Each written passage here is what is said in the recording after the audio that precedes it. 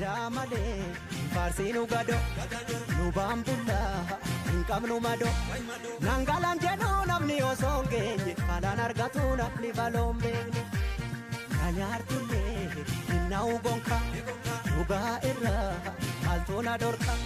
Esati Kuvenam Niduga Bude, Galgalan Kolunam Nisobabdu.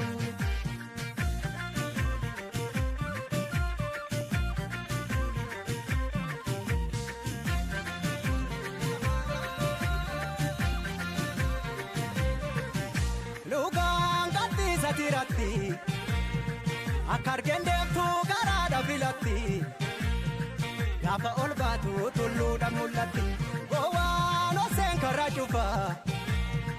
namni kufu hawede sumati kufa garakute satti dukkannini ifa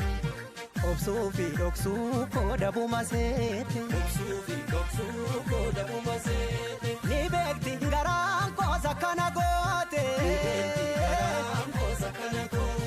Sibila tukara uganama galgala gala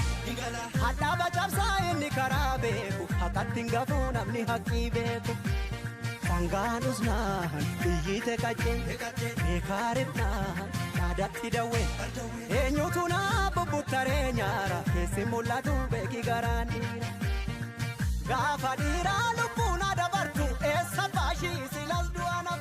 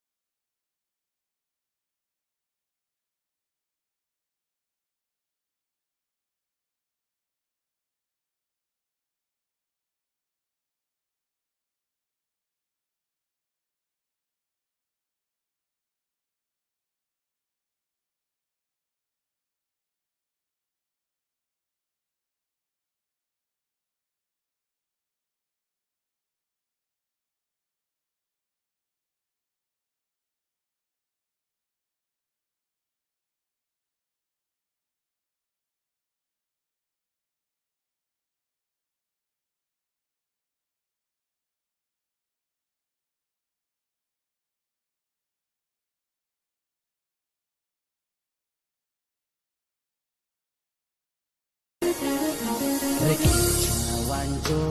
gaberumma chapsa